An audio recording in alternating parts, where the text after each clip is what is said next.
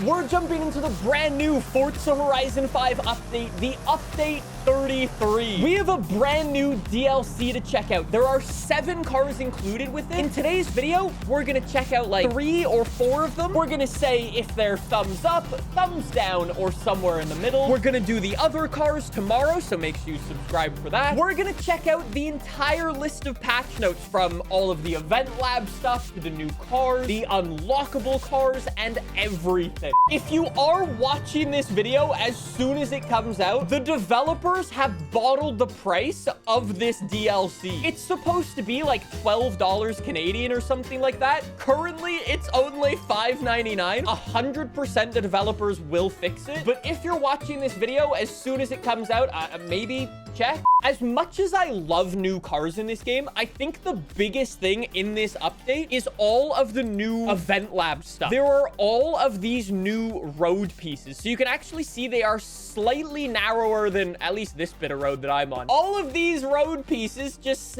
there we go. Snap together beautifully. You could build racetracks in seconds. You can also build towns because you've got like little T-junctions like that. 4-way intersections. You've got big roundabouts. They are buttery smooth. The grip levels on them are lovely. You can go and make whatever type of racetrack you want, and it's so goddamn cool. It doesn't even stop there because look at the other thing they've got in here. They've also got inclines like this. Again, if you want to go up or down, but like super smooth, you can do that with like convex or concave pieces. I'll say it out loud because I don't know if I'll end up doing this. I kind of want to host a competition to make a town in Forza Horizon 5. I think it would make for a very cool Discord competition. Stay tuned. Join the Discord server and maybe I'll do it. I don't know. Bully me into doing it or something. There are some really cool cars coming to the game in this month's update. I think people are probably a little bit more interested in that. I know there was some discussion online about how much horsepower this thing would actually have.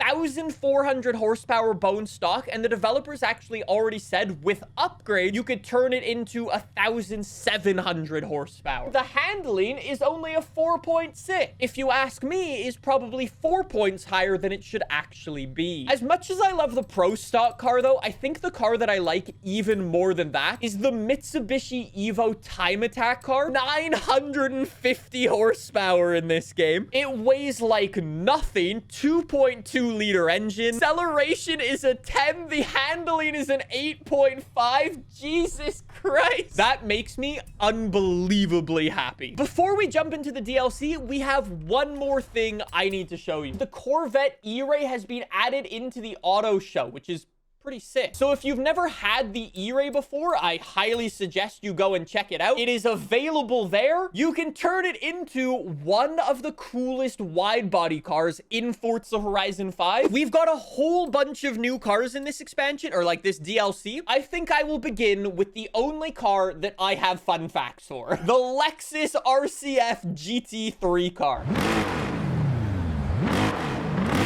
I didn't think we would be doing a sound test, but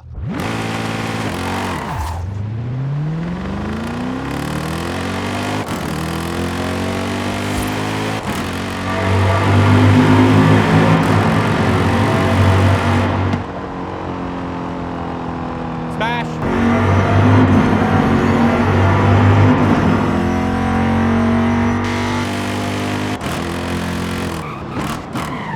And there's really people out there. I don't like Forza Horizon having race cars in it. This wouldn't be an AR12 video without any fun facts. Ignore that for tomorrow's video because I won't have any fun facts, but I do have fun facts about the Lexus. Here's the thing with this DLC pack. The majority of the cars, when I say the majority, all but one is still being used to actually race competitively. That car is this Lexus. As it turns out, it's rather good. Right now, this car is leading the IMSA Championship. After the first 2 events of the season, which was like Sebring and Daytona, this Lexus is winning the GTD Manufacturer Championship. It is so goddamn cool to have proper race cars in this game.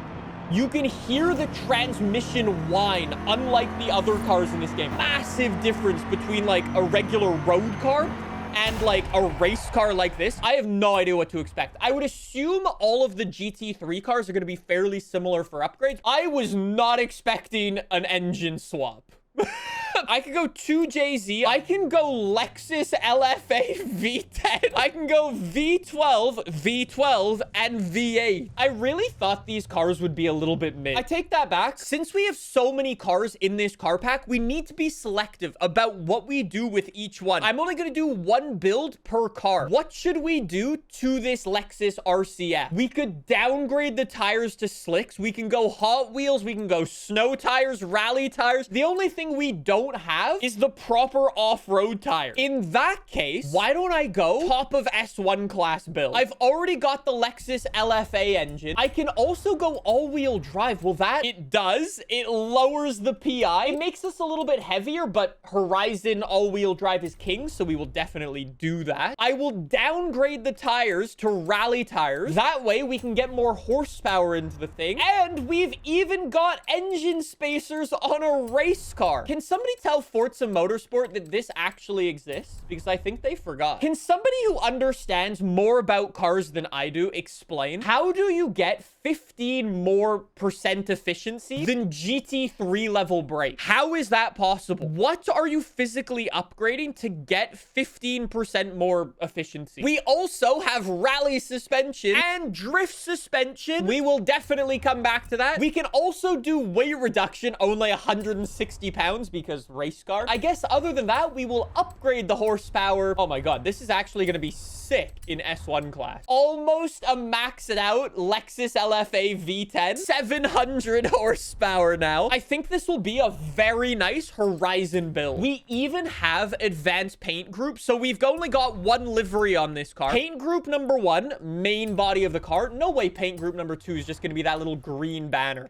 No way. It's the whole banner. Once again, the Forza Motorsport developers might need to take note because that is so cool. I love that it actually loads us in with similar cars. Like GT3 cars racing together are so cool. All right, I made the Lexus worse. I made the Lexus a lot worse. That is the most shocking understeer I have ever seen in my life. I try to take a corner and I need to wait between 2 to 3 business days. I don't know what takes longer, the game to save a paint job or this car to turn a corner now. Chat, note to self for the future. We need to do a lot more tuning on these cars than I thought. I really thought we could get away with just kind of like a whatever tune on this thing. Nope. I'm kind of adjusting to it, but it's still... Skill issue. Buy your skill issue hoodie now. Just saying, Mr. Porsche. Based off what I've done to this Lexus, I think it was actually more fun to drive bone stock. I think the all-wheel drive and trying to turn a motorsport car into a Horizon car kind of ruined it. I think you've got to treat the motorsport cars kind of as their own thing. So we will take what we've learned and we will apply it to our next build. But for now, very, very cool. I really like this car. I think it looks incredible. It's definitely not going to be OP like this. It might actually be faster than our previous build. Or like it might be faster than it was bone stock, but I don't think it's worth it, honestly. Now that we've driven the Lexus RCF, what do we think? I was really not expecting to have those engine swaps. I was not expecting to have drift suspension. That is a massive thumbs up. Well done. I'm gonna have to drift 2 of these cars. So maybe I save like the AMG for drifting and I save the Cadillac for drifting. Maybe I jump into the BMW M8 and I try to fully upgrade it. And then we might need to rally race a GT3 Cup car. I'm gonna have to live with those consequences. Now, let's go get the M8. I think you can see where this is going, boys. My full intention was to do forced perspective to make the BMW look even bigger.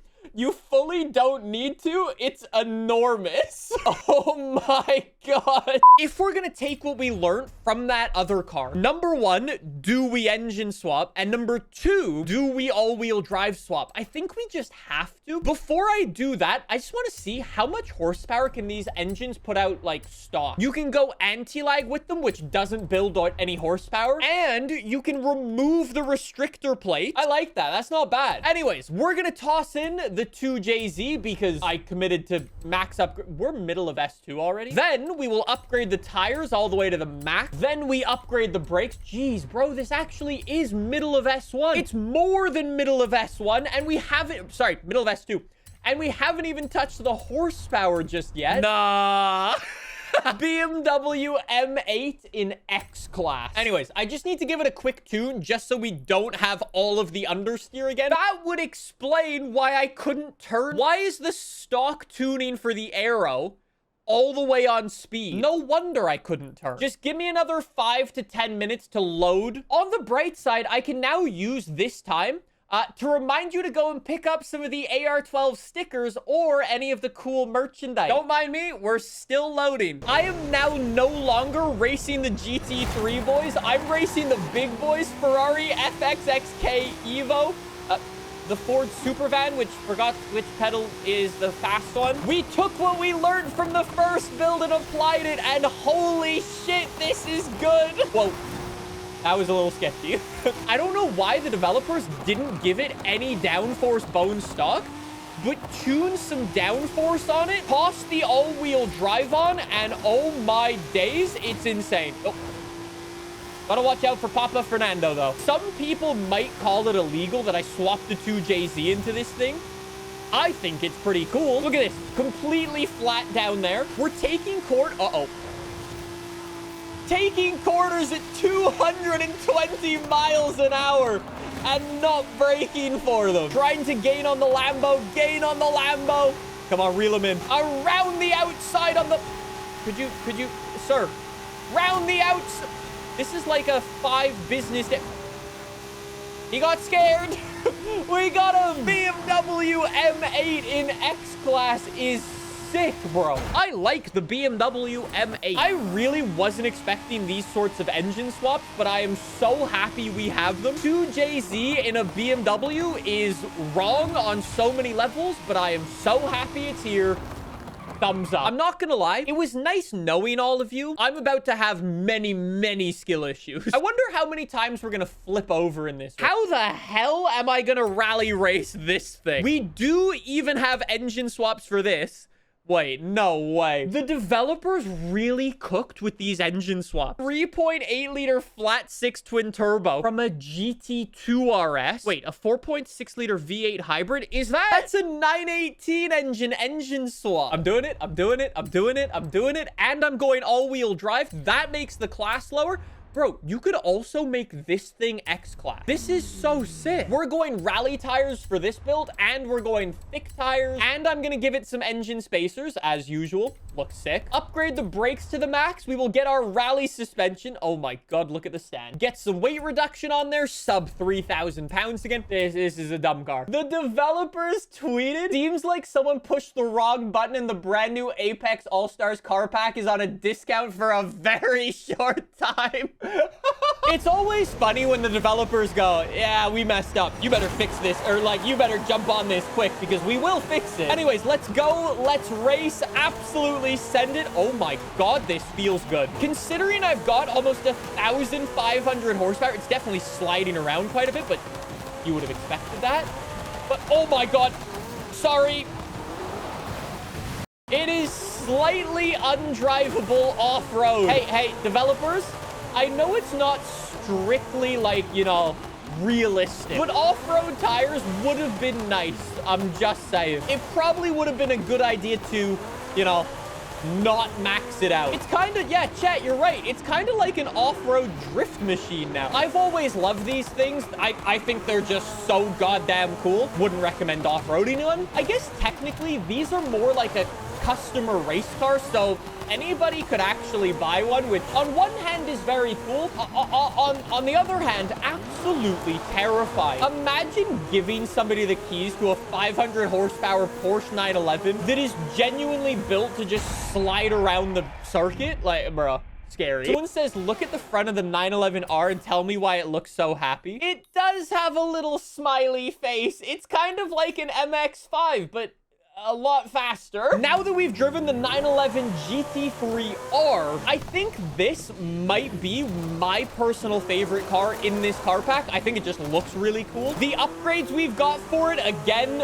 fantastic. The developers really did cook with this thing. Now we gotta go and do one more build, though. Let's go get him. We need the big boy. We don't need to call out how thick it is, okay? It's just a big boy. And it's got a chassis mounted rear wing. This thing is front engine, rear wheel drive. How hard would it be to drift a GT3 car? In my experience, GT3 cars have been actually fairly easy to drift. For this thing, we've got a V12 swap and a big V8 swap. But you know what? Since we're just drifting, I think I'm just gonna keep the stock engine. I'll go drift tires, make them a little bit wider in the front and the rear. Then yes, this thing definitely needs engine spacers. Give me some upgraded brakes. Very nice. Give me some drift suspension. Hey, I'm just saying, there's like an inch or two in there that we could still fill. I'm just saying. 300 pounds of weight reduction. That's pretty nice. Okay. And then we boost the stock engine. No more restrictors. S2 class drift car. All right, let's go.